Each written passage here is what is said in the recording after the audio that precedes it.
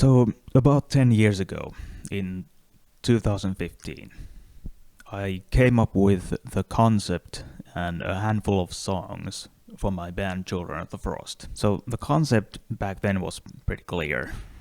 I wanted to have a female singer and myself playing the guitar and doing the death metal vocals. But the problem was, if I wanted more people to join that band, besides me, I probably need some demos. And back then, there was no way I could have, afforded to pay for studio time just for myself. And actually, I still can't, pay for like a week worth of studio time for myself. That's gonna drive me bankrupt. So my only option was to learn how to record and produce my own music. So the point of this video is to show anyone out there and prove to myself that 10 years of trial and error and continuous learning makes a whole hell of a lot of difference. So what I'm gonna do is I'm gonna take one of my old demos, like raw demos, instrumental demos that I made like 9 or 10 years ago, and recreate that in the way that I make demos nowadays. Basically, I have like a zero plan. I've only like partially planned this. Well, I have no idea what's gonna happen, but let's find out, shall we? Okay, so what I have here is the project file for this video. Before I start talking about all the other stuff here, let's address that early demo, okay? So, let me just solo that track. Alright, the song in question is the band's namesake. So, the song is called Children of the Frost. And, yeah, it sounds like this.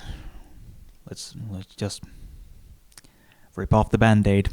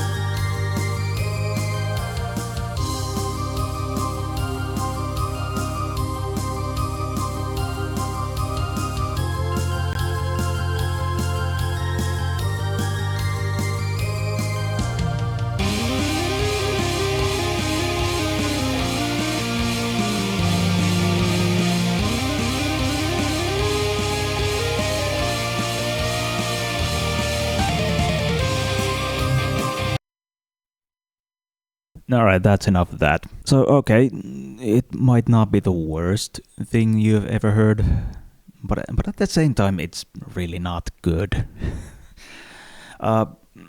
So, in order to understand why it sounds like that, well, first of all, this is one of my earliest demos. And the way I would work back then, I did not know how to, work with MIDI in Reaper. So how I got the drums and the bass, I would just take the Guitar Pro file, because I write all of my songs on Guitar Pro. I would export the drum track at first as just a single MP3, or not even MP3, just a single MIDI file. Whole drums, all the fucking bells and whistles, and do the same thing for the bass. And then I would go on the internet and find some kind of MIDI to MP3 converter. Yeah, you heard me. I used MP3s for drums and bass. At this point, I think I graduated from exporting the whole drum track to exporting 4 tracks of drums. So you had a kick, snare, all of the toms in one track, and all of the cymbals in the fourth one. So yeah, that's why the drums and bass sound like that. They sound like shit. And the keyboards, I used this cheap Yamaha keyboard to get some kind of sounds going. Oh yeah, you heard a little keyboard solo at the very end there. And that was also just same deal. Print out a MIDI file, run it through a converter, and use the MP3. Or I may have actually exported WAV files at this point. Well, anyway, that was a technique that was very prone to errors and, well, mostly user errors. And eventually, I did learn how to work with MIDI. And for the guitars, I double tracked. I knew that much. I knew that you should double track your guitars, your rhythm guitars, and pan them left and right.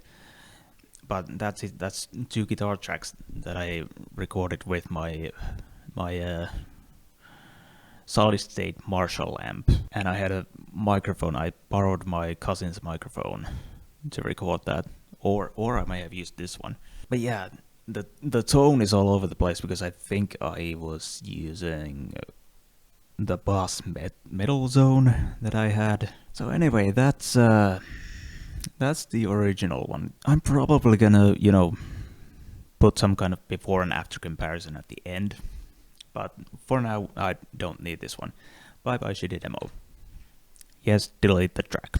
So now that that's done, here's the actual project file that I'm gonna be working with. I went ahead and color coded the different tracks so I can tell them apart.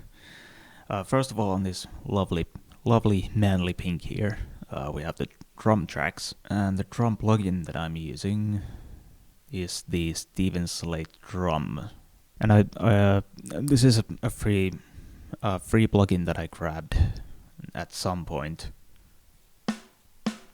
Sounds pretty okay.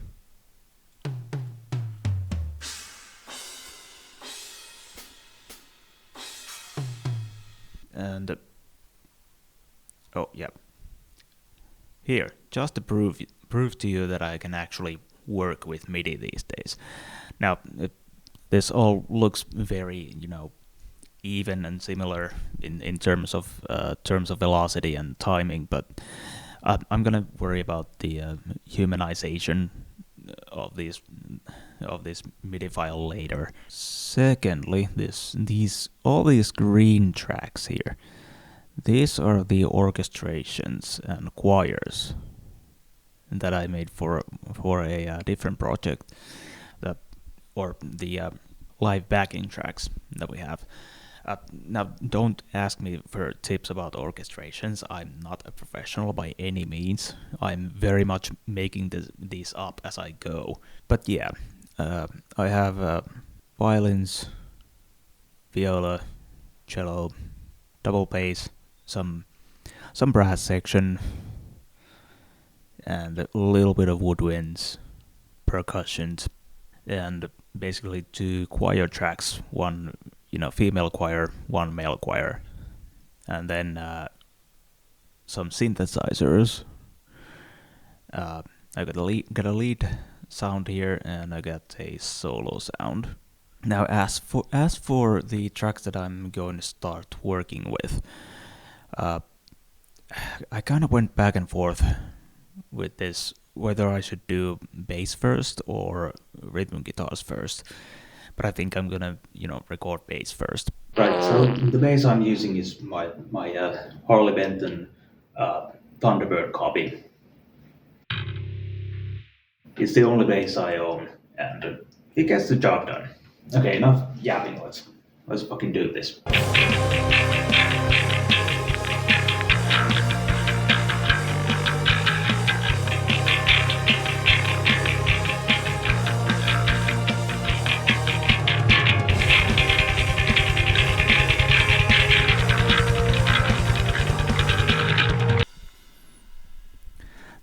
nothing, too fancy, just a bit of distortion.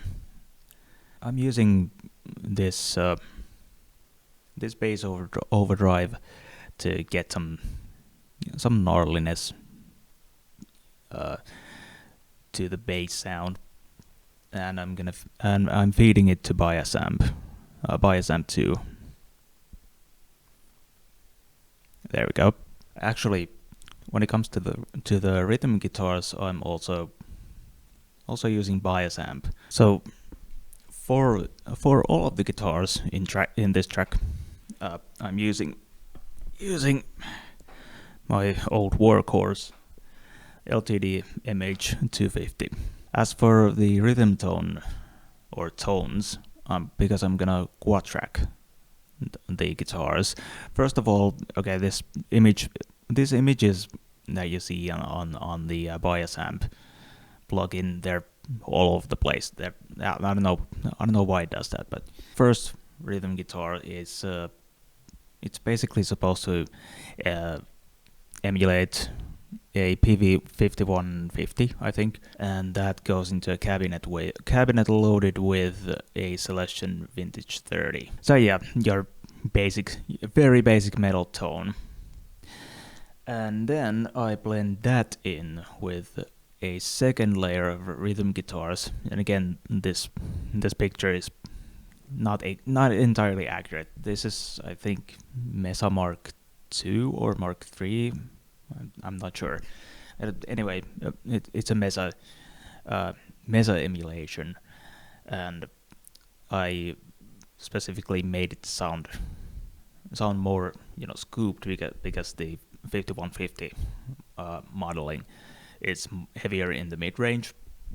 So I thought these would nicely balance each other out, and the impulse response is a Celestion T75S. Both rhythm tones are boosted with an overdrive. In this case, I'm using what is this? Overdriver by Analog Obsession. Let's start laying down the rhythm tracks.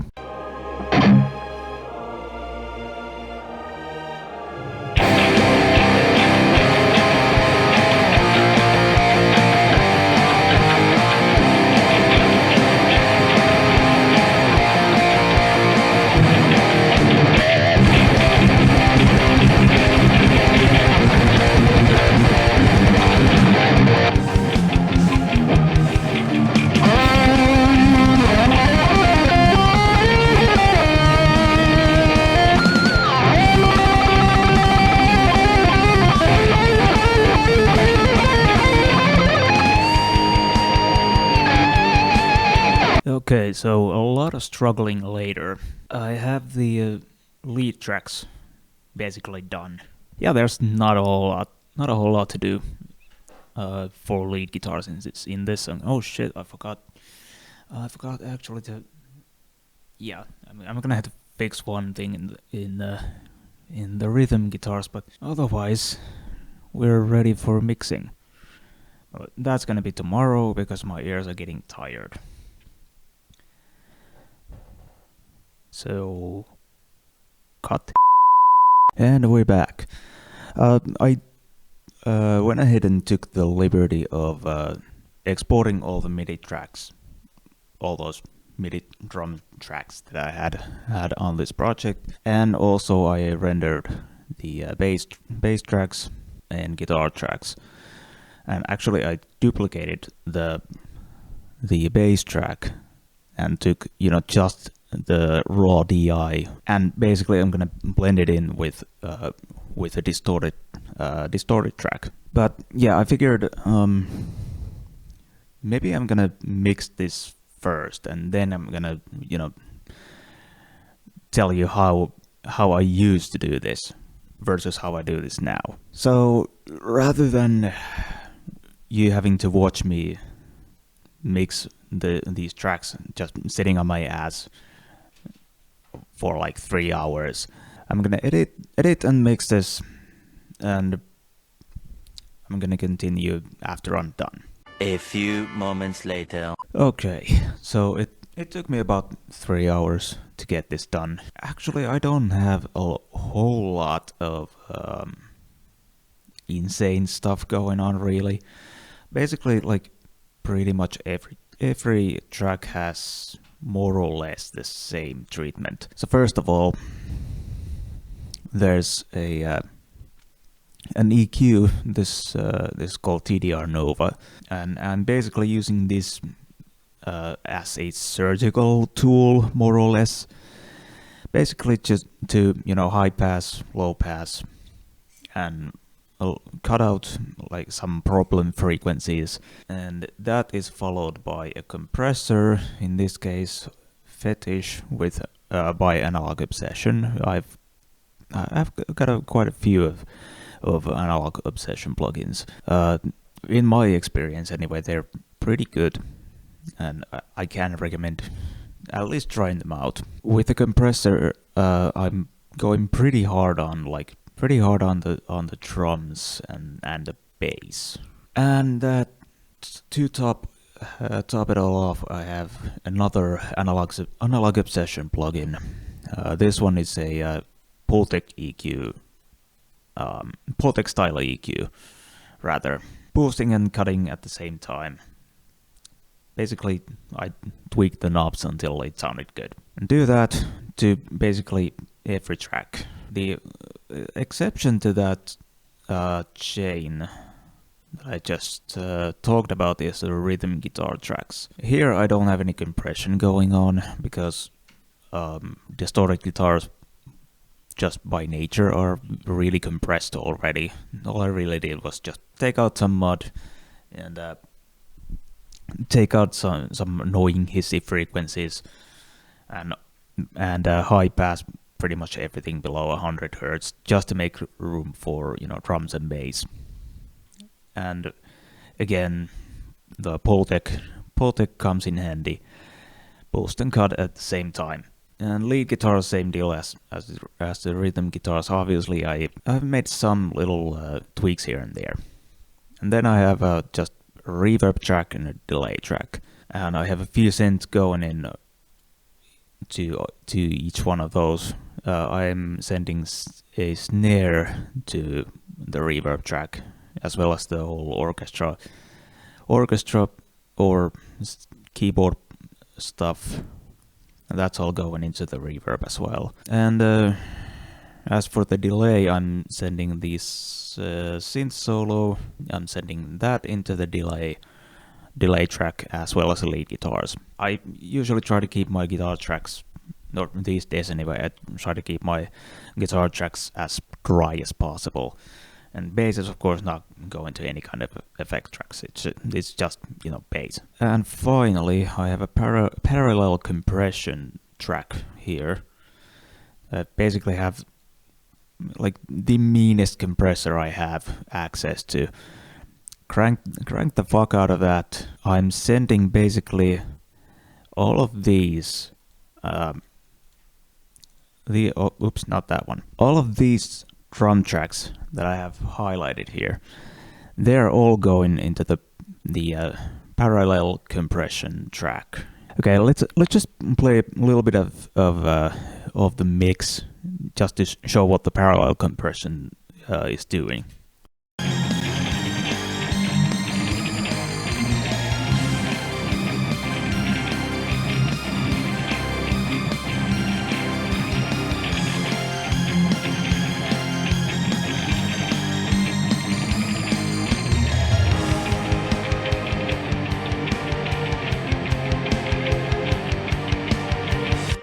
I don't know if you noticed that, but all those drums that I have going into the compressor, they get a little bit more meat around them. Other than that, some automation.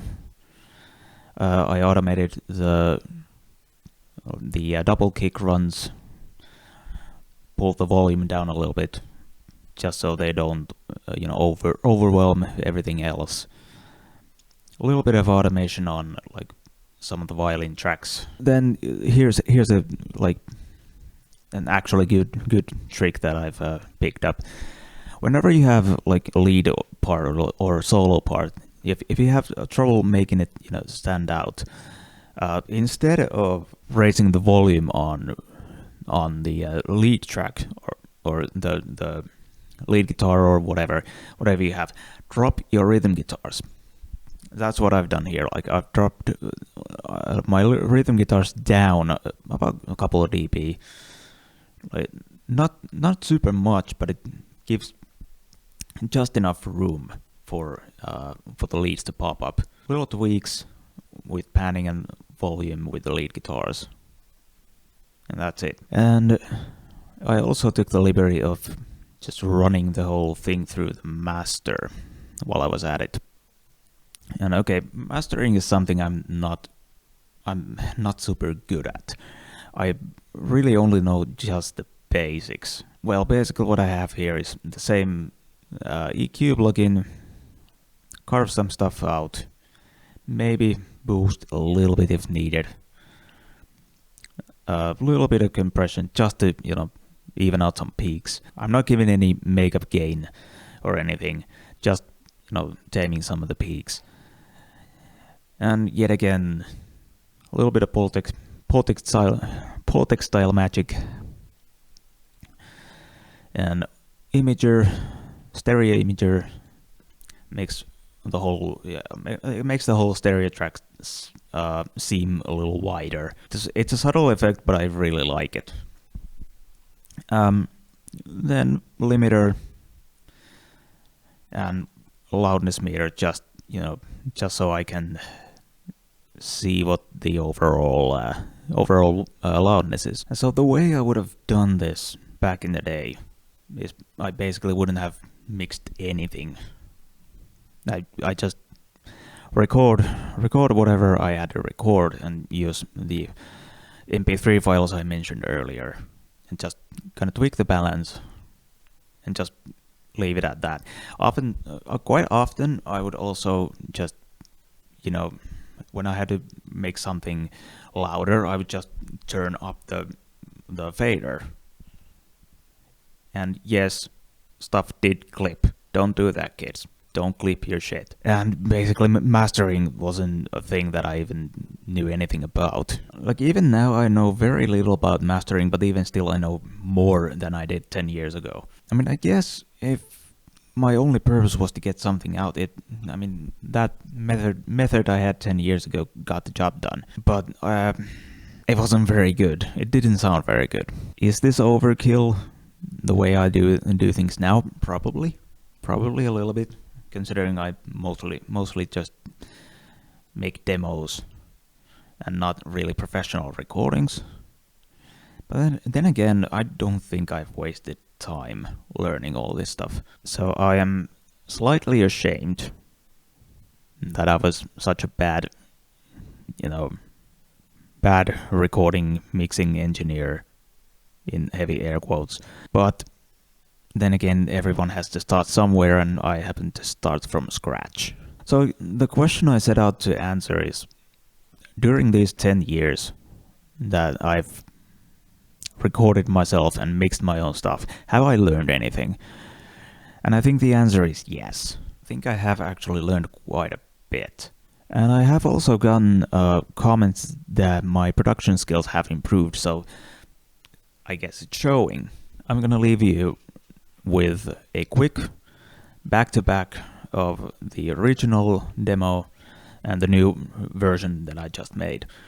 And I'm gonna have another video where you have the full versions of both the original demo and this one, just in case you want to hear the entire context. With that said, thanks for watching this one. See you in the next one. Now fuck off.